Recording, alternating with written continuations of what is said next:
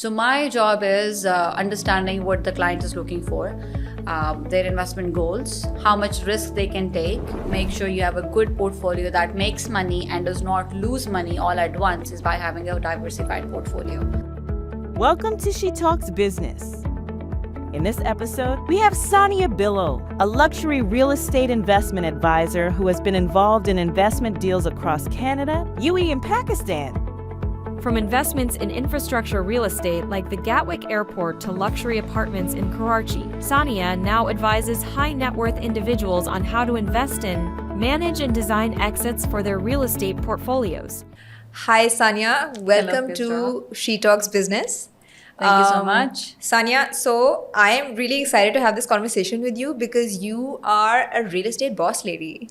So, and I'm going to jump right into the questions because we're going to pick your brain. From the CPP Investment Board to the Abu Dhabi Investment Authority and then YAS Real Estate. Yes. How did you end up in real estate? So basically, I worked for Canada Pension Fund right after my undergrad, and I specialized within the private equity space. In Canada, there's a big focus on energy. So I was part of energy and infrastructure team. So infrastructure meaning pipelines that are used to transport oil and gas. Right. Did that for a couple of years till I was in Toronto till 2017. Then moved to UAE after I got married. And Canada Pension Fund and Abu Dhabi Pension Fund, they co-invest on a lot of deals. So I knew the team at ARDIA, the investment authority, and basically got in touch with them and started with them right away. Right. And how the teams are structured at ARDIA, it's not energy and infrastructure, it is infrastructure and real estate. Oh. Yes. So we were essentially buying real estate like Gatwick Airport, Mumbai Airport that offers an infrastructure service. So my specialization was still infrastructure, but real estate that gives an essential infrastructure service like toll roads, highways, airports, seaports, all of that stuff. Fast forward to when I moved to Pakistan, nobody's selling or buying airports here, right? Yeah, definitely. Yeah. So it's just real estate and it's essentially residential, commercial, and industrial. And funny enough, that's the only asset class where people have made money. So stocks are still very small portion of the whole investable capital. People don't generally like interest because the association with riba. Yes. But everybody in Pakistan and also in the emerging countries are very much keen on investing in real estate for either rental or the capital appreciation income. Right. So given the background and where I was, the region, real estate was the asset class that made sense. It seemed like an easy transition. Yeah. I mean, fair enough. So can you tell us more about your work at YAS Real Estate? Yes. And what you do in particular? Sure.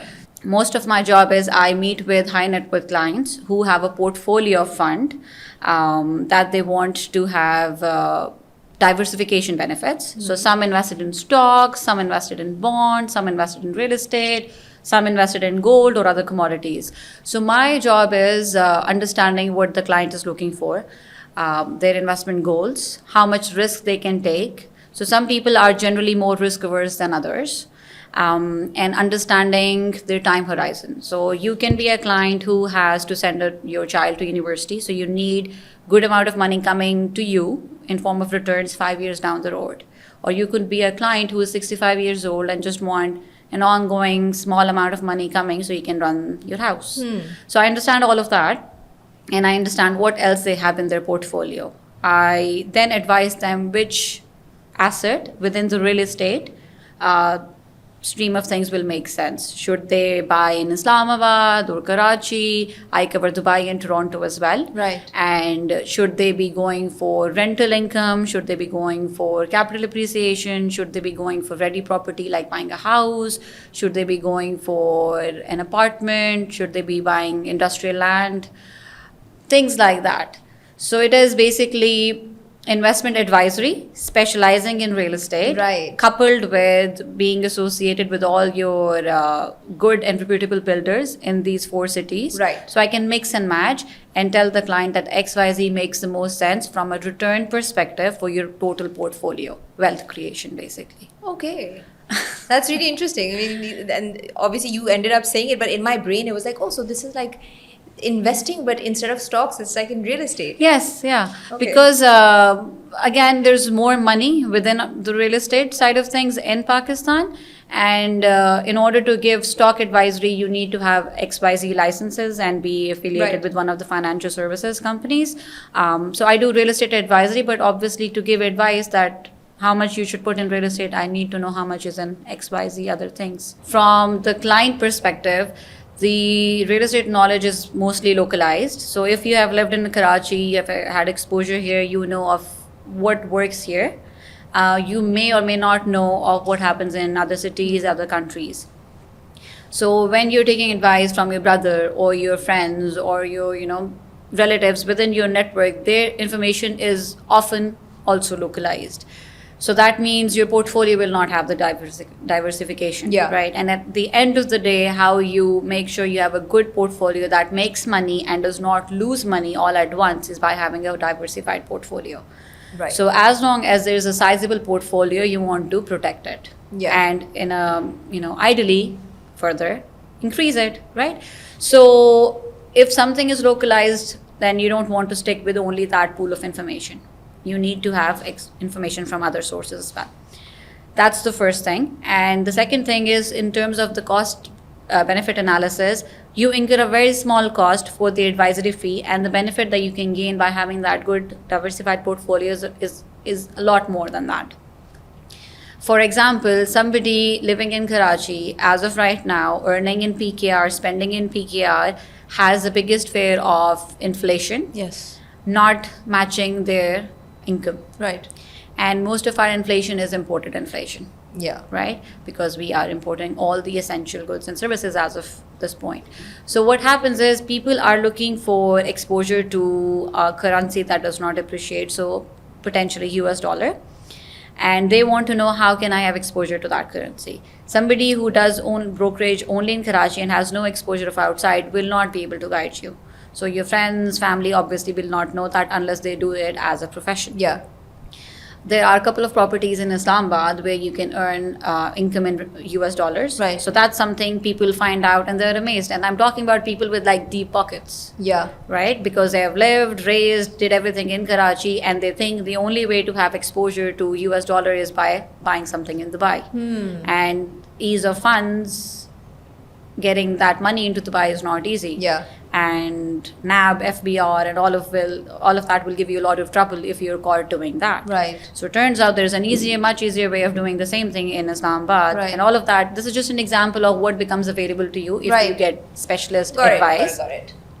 The second thing is all the high-end builders are not gonna go and talk to each individual investor. They want something in between, intermediary. They call it the real estate consultants, which is us working for high-end developers like Imar, for example. So in a structured market, you have a developer working with all the intermediaries, telling them we have XYZ available, and these people then go and match it with the right investors. Right. So we are that people in the middle.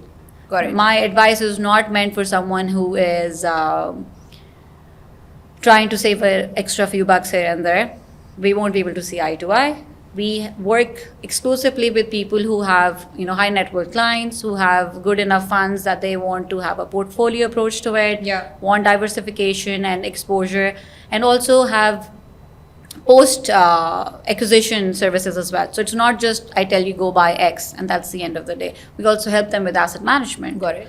And then also the exit strategy. So you bought XYZ, you kept it for a few years. What do you do after? How do you materialize gains? Right. So we also help them time it, how to exit, when to exit, so you have the highest return potential. So all of that becomes available with Right. the specialist advice. Right.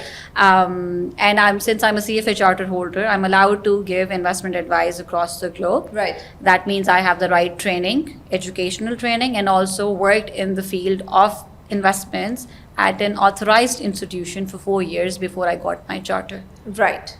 So it's as specialist as it can get when it comes to investment advisory, basically. responsible investment advice. Yes.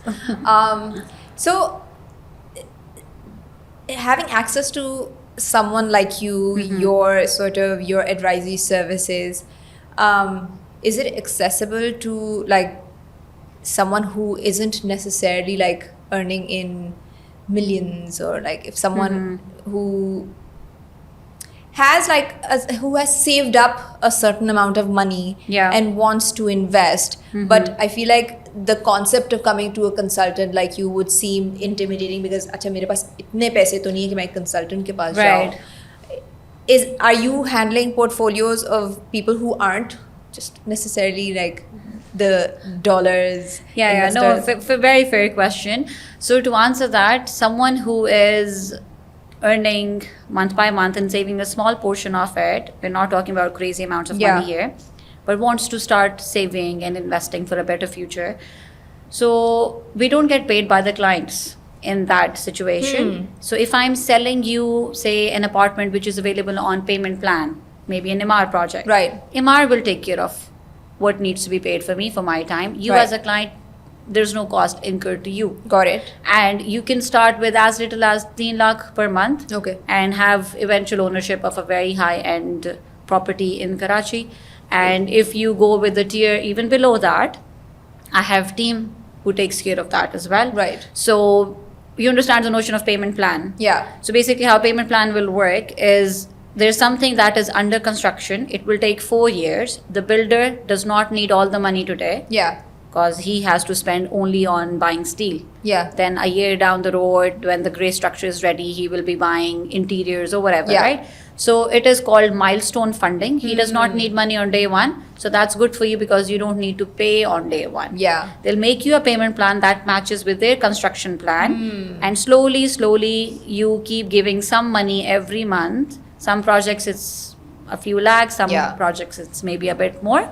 And at the end of that 3-year or the 4-year time frame, depending on what the project timeline was, you will become the owner of that property.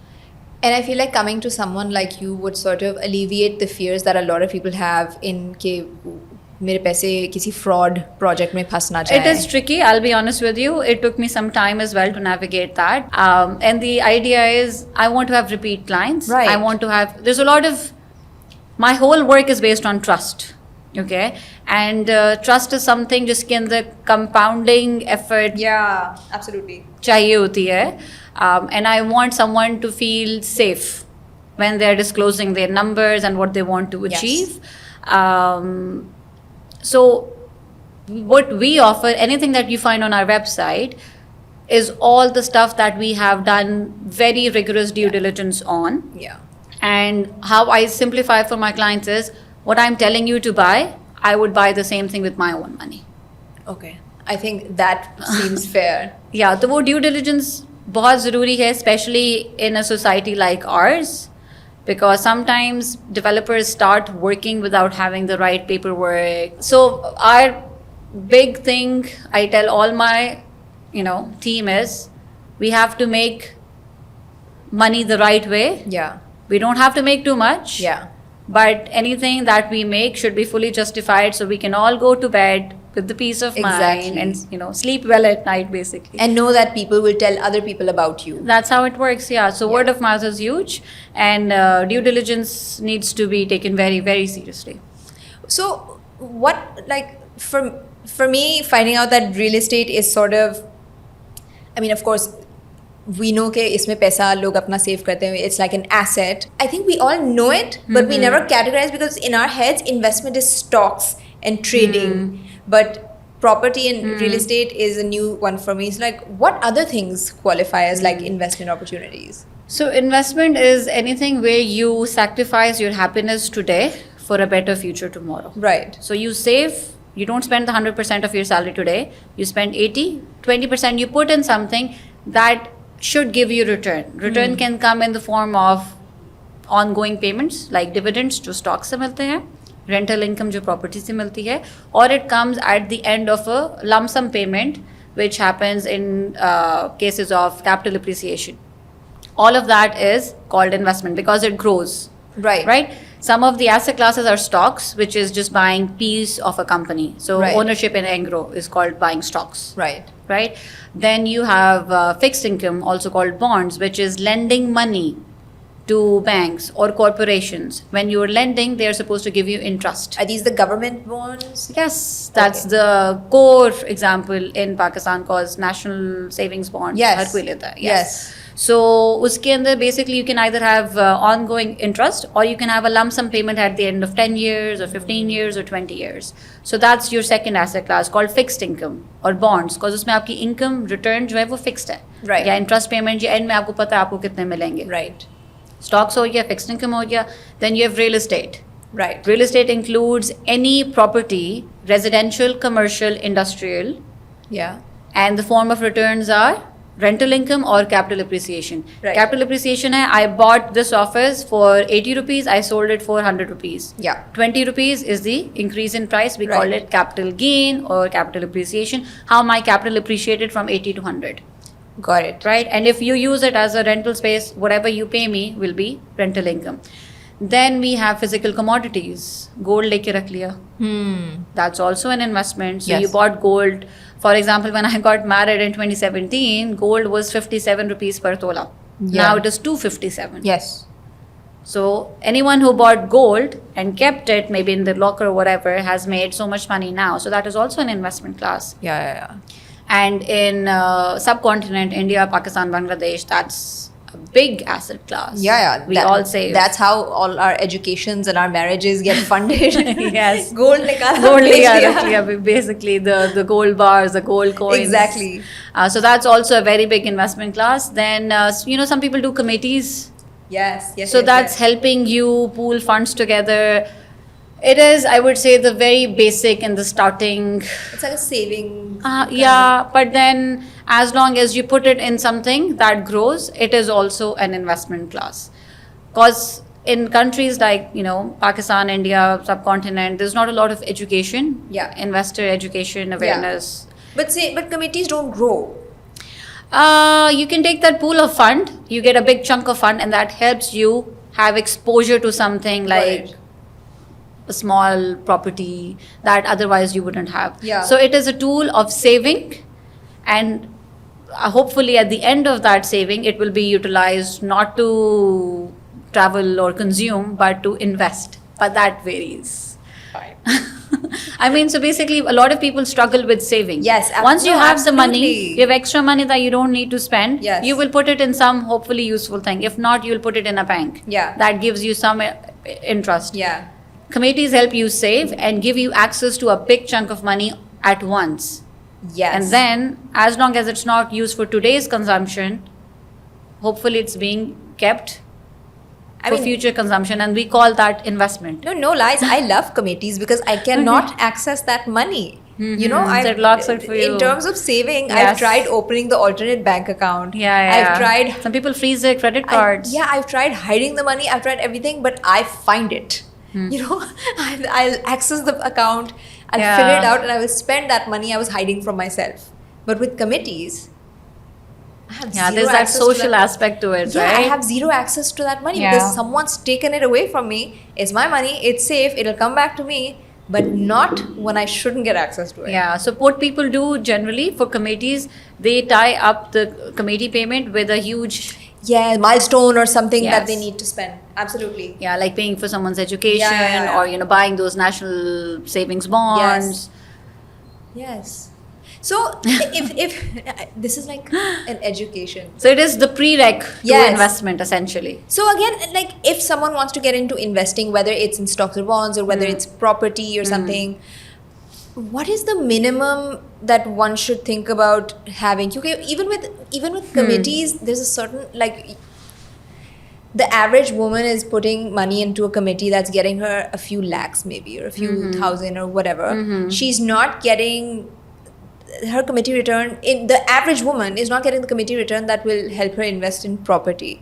What do you think is the bare minimum someone should have to make like a decent investment? Okay, so real estate is not just buying the whole piece of land. You Yeah. can have a fraction of that land.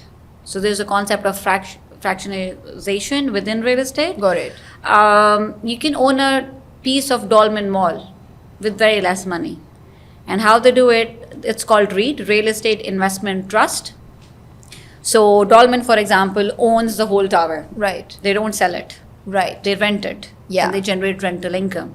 Yeah. So they have converted from being a developer to a REIT. Right. REIT is Real Estate Investment Trust, which is registered on your exchange. Right. Very much like Engro or any other stock. Right? And everyone can buy piece of Dolmen Mall as of right now by owning shares in that REIT. Can I? Yeah, you can. That's awesome. I think with as little as 100 rupees or something. What? Yeah. So whatever rental income they will generate from those shops, those offices, that will be the income of the company called Dolmen REIT. That will be at the end of the fiscal year will be distributed. I think the rule is around 90% of the income needs to be redistributed, given back to the shareholders as dividends. So you don't need to have like millions of rupees and buying up, big properties. Just So that's the problem. I feel like this lack of information is the barrier to entry. as of right now, SSCP's mandate is also to give more REIT licenses. That's So there are amazing. more options. I think we have right now maybe 2. It's Dolmen and one other TPL maybe. Yeah. But that's buying small percentage in a company that manages real estate. That's amazing. It's very much like Engro, a company that makes fertilizers.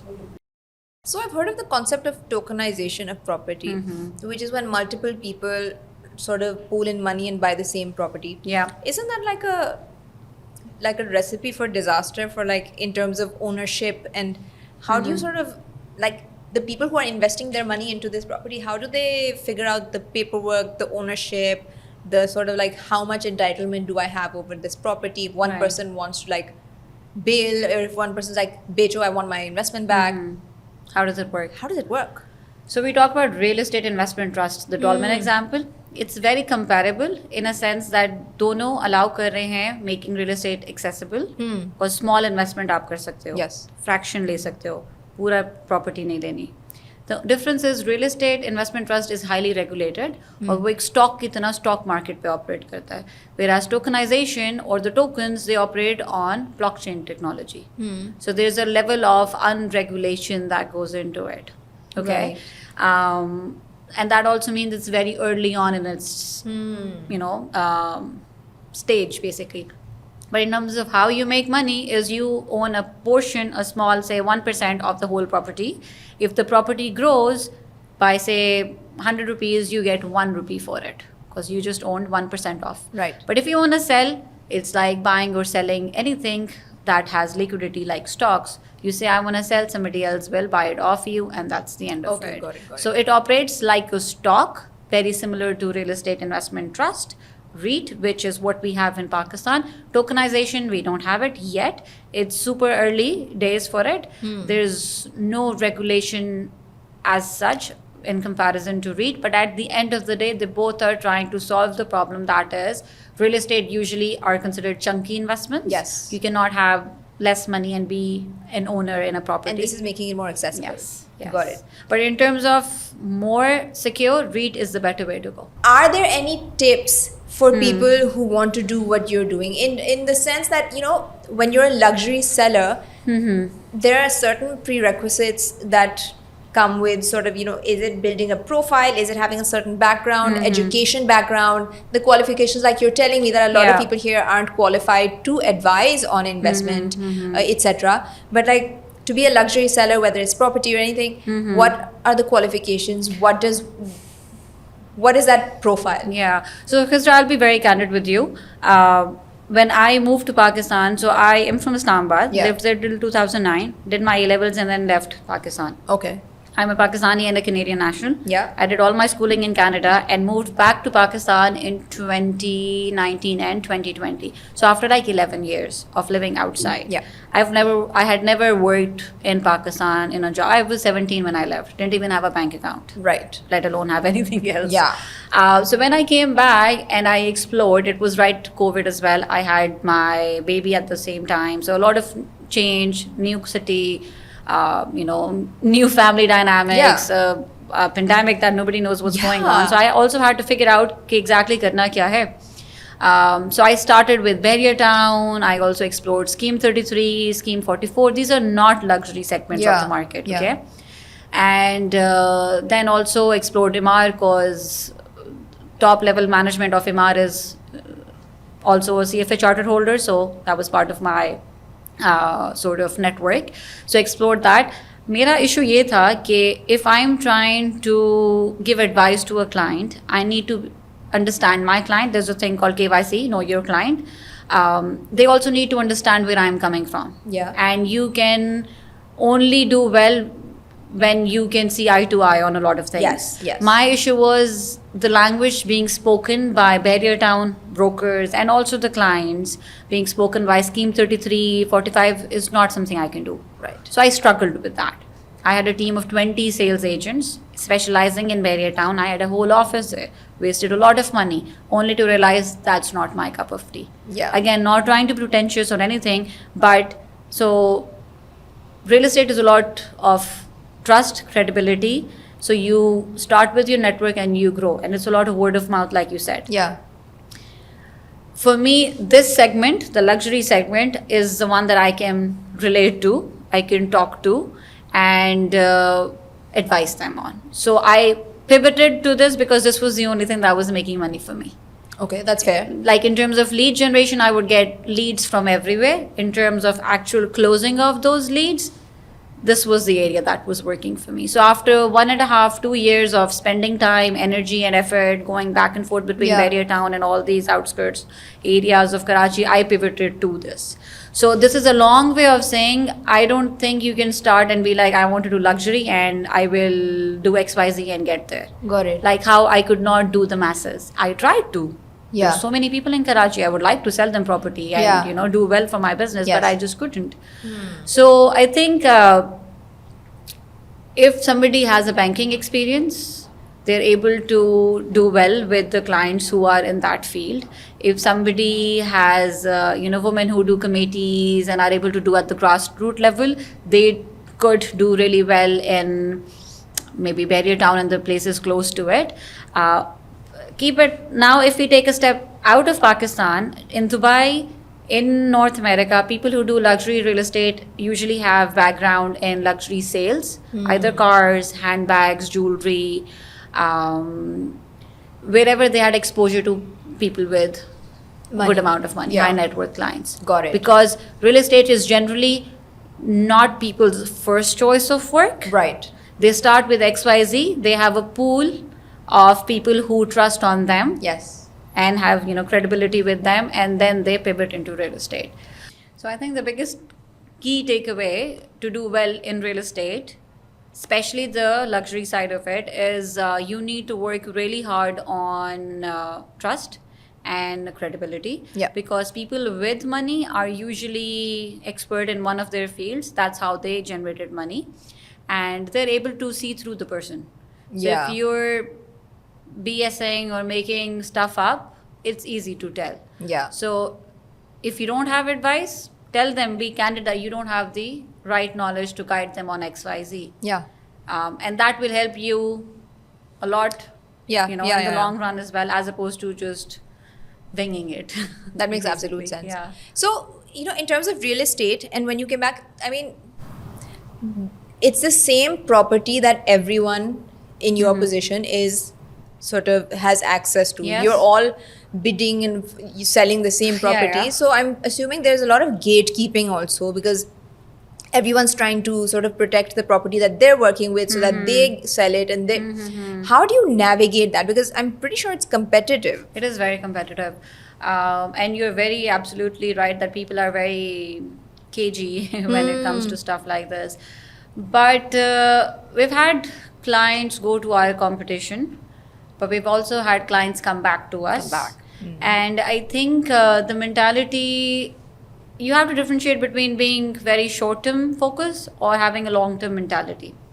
So whenever a client tells me that it's okay, I already bought it, or it's okay, I bought it with XYZ, I don't like host them and be like, you're dead to me. Sure. I tell them I'm happy and I hope whatever decision you have made leads to the output that you were expecting. Yeah. In case you need anything, We're here. we're here. Right? And that is what I believe in. So it's not like I'm faking it. I want to be genuinely helpful to people in need of help or advice, and it does not have to always be tied with any monetary gain at the end of the day. Yeah. And as a client, I also appreciate when people are not money focused with me all the time. Yeah. Right? So that helps us with clients either coming or staying with us the first time around or going somewhere else, not getting good service, especially after service. Yeah. Because once you have sold an apartment, you've gotten your commission from the developer, in this case Imar, you can essentially ghost your client and that be the end of it. Because the client was very open and candid with you from day one that this is the only money they have. Yeah. So you know there's going to be no repeat sale with them. So why waste money? Yeah. And effort on them? But what I try to do, to the extent it's possible, we have a team that takes care of, we call it asset management. That is, once the client has bought something, in case they have any concerns, they can come to us. If they don't feel like they can just ring up Imar's client number. Yeah. Because it's a very personalized and human touch service. So for example, I was talking to someone yesterday. They bought 2 apartments. Now they're trying to combine and move the funds they have paid for the 2 apartments into one. I got my commission last year, so I could have just be like, this is the number of the person sitting in the developer office, contact him. Sure. That's a you problem, right? Yeah. But what I said was, listen, I will get everything sorted and then I told him the process that your son needs to go sign a few paperwork there that he is letting go of his apartment and that money will be transferred into the other siblings' apartment. And listen, so this is the process.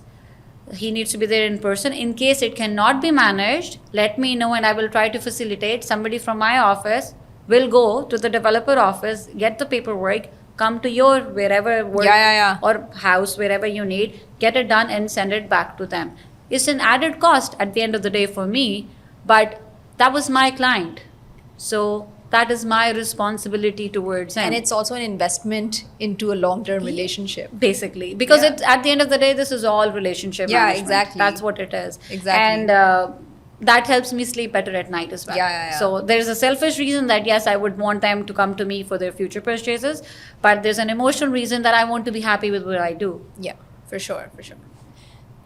How do you set a value to a piece of property? Like, how do you decide this is regular property and this is luxury property? Like, apart from the fact that अच्छा ये DHA में है, ये Clifton में है, but like a lot, there's a lot of people are like KDA is the high value property, ये property. How do you decide that?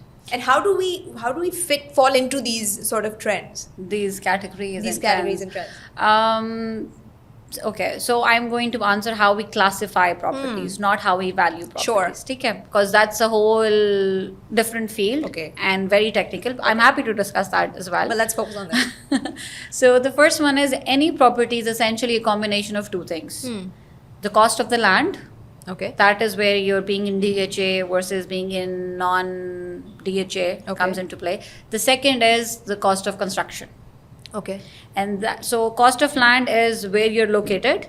Obviously, in countries like Pakistan or really across the globe, your gated communities will always have more cost of land versus your non-gated communities. So KDA is more pricier, NHS, Navy housing, close to Zamzama, pricier. DHA quasi-gated, you have, checkpost and all of that. So this is all at a premium than your Johor property. Yeah. Just piece of land, just a plot. Yeah. So that's one aspect to it. कि कहाँ पे ज़मीन महंगी है? ठीक है. ज़मीन वहाँ महंगी है जहाँ infrastructure बेहतर है. Okay. जहाँ there's gated, there's more security, there's better, facilities nearby. Facilities, no overhanging cables and all of that. There's gas, there's electricity, all of that.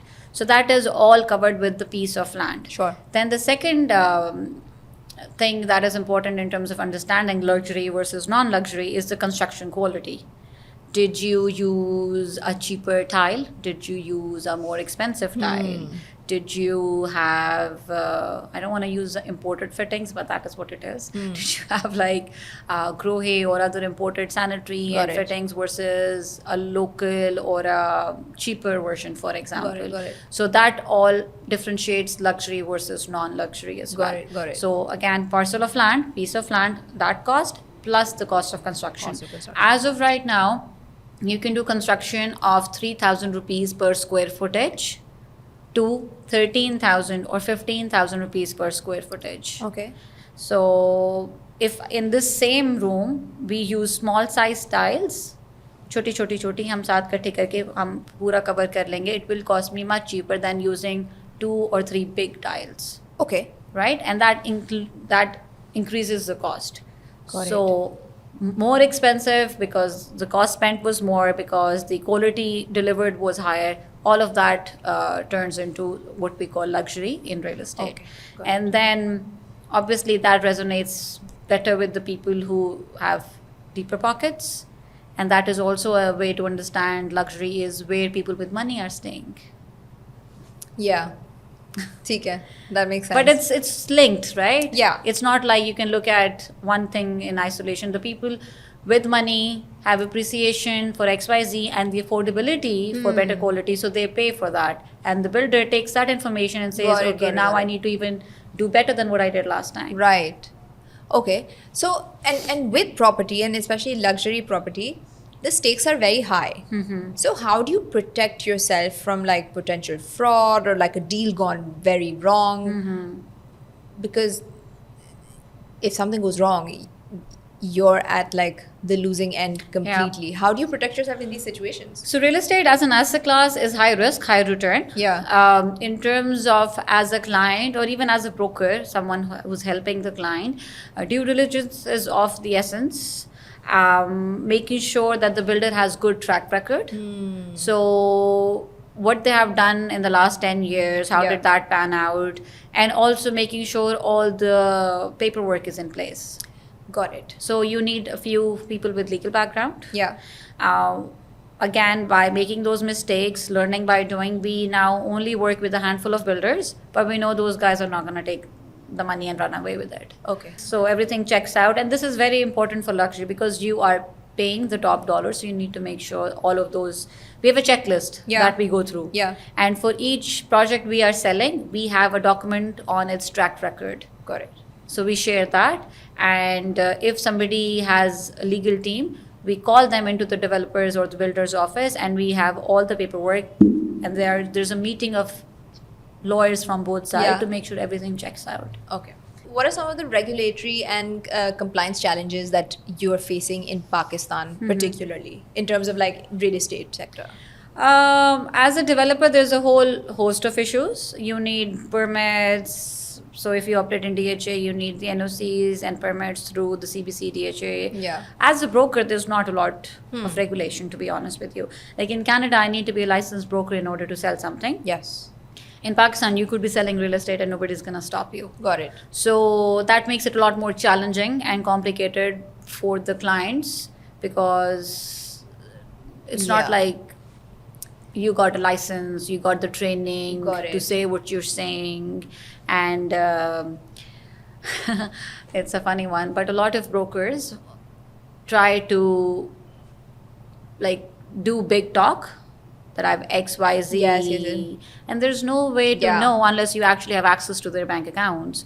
So it's really easy to fool someone who is very naive.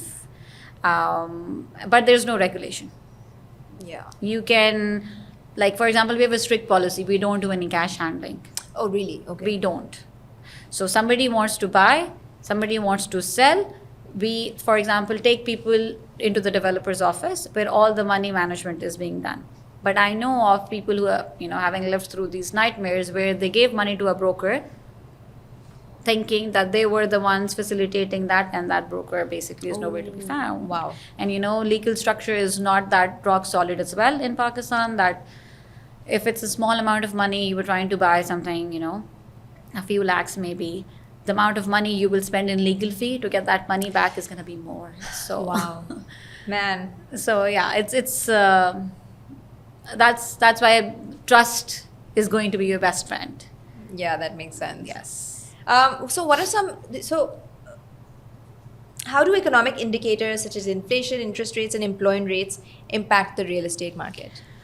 So real estate has both consumption and investment. And when people have more money, they want to upgrade their lifestyle. There's also a concept of urbanization, people moving from rural, small cities into bigger cities. Yeah. All of that drives real estate markets. Then there's employment, more people employed, more people getting salary, more people having that money. Yeah. You get some money, you use some of it, then you have the remaining money, you invest, and that comes into real estate. Higher unemployment, nobody with money, Yeah. just getting by, meeting the basic requirements. Nobody cares about real estate. Yeah. So high employment, higher prices for real estate. High urbanization, higher prices for real estate. Right. Interest rate. So interest rate, what is interest rate? It is a cost of borrowing. I don't have money, I borrow from the bank. Interest is the expense that I have to incur to borrow that money. If Right. interest rate is very less, it's super easy for me to borrow money. Yes. So I borrow more. Yeah. I borrow and I get a big house. Yeah. So lower interest rates, higher real estate pricing. Yeah. And then what other thing we talked about? And overall, when you have better economic indicators, there's khushhali in economy. Yes, yes, People have absolutely. money. They're either buying their first house or upgrading or buying the investment, property. Because first you need your house, then you move to investments. Everything starts with having money in your pocket. Thank you so much, Saniya. Thank you so much. Thank you for being on She Talks Business. This was honestly an education. And for me, and I'm pretty sure for anyone else who's watching, there were so many sort of pieces of real estate wisdom or investment wisdom and so many completely new concepts that I didn't know of. And like I said, I'm definitely going to be hitting up your WhatsApp. No, I'm really thankful for asking all the good questions. I hope I didn't give too No, technical this was- responses no, and it was easy to follow. That's what I said, that the way you're giving me all of this information is so palatable because it's not overwhelming me. It's actually making me even more curious and it's even more intriguing. So thank you so much for being on She Talks Business. Thank you. And thank you so much for joining us. And we'll be back again with another amazing guest next time. Thank you. If you found this episode interesting, don't forget to like, share, and subscribe.